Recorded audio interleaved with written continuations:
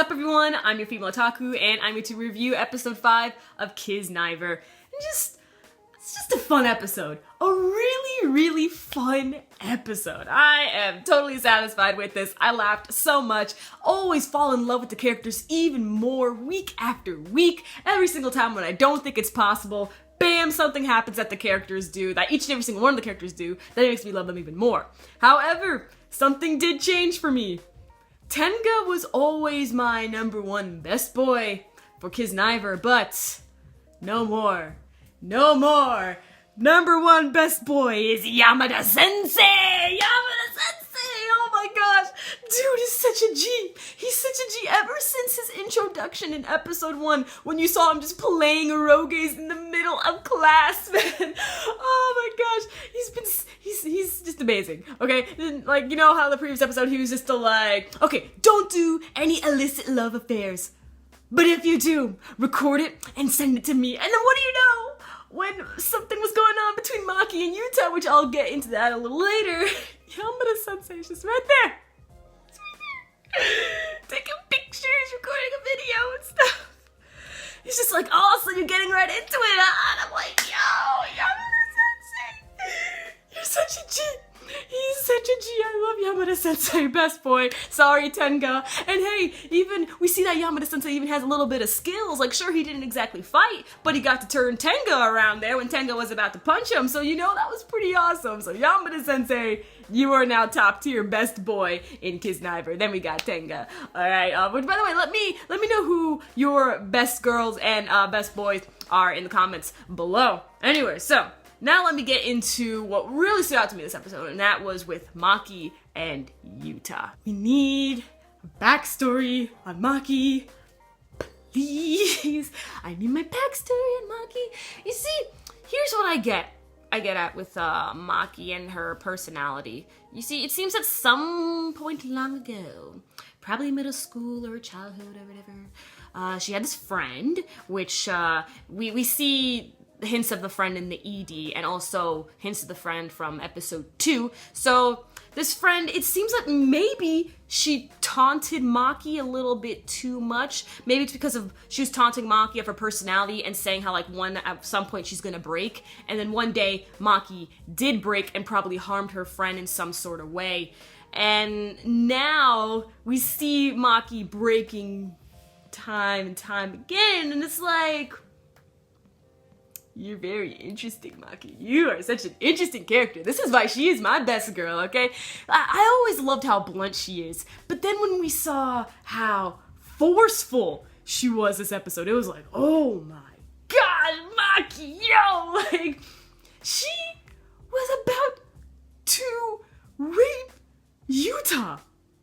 Oh my gosh, that was crazy, man. That was crazy. And the thing is that, like, turns out with Yuta, which I could tell, I knew it. Yuta is a virgin, so I knew that from the beginning there. And it was hilarious when Maki was surprised.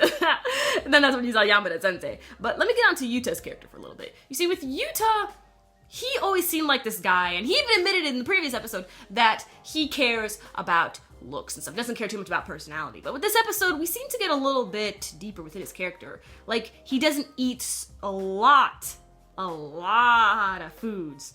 He basically sticks with like rice and ground meat, and then he was just like, oh no, it's okay, I won't eat, I got a couple of these here, and it was like a bunch of, you know, supplements, and it was like, dude, you gotta have some food, man. And so later on, Maki makes him some food, and then she starts talking about, you know, her assets, okay, and Yuta, he said, you shouldn't make love to somebody unless if you have a true connection with them. And I was just so like, Yuta, that doesn't sound like you at all.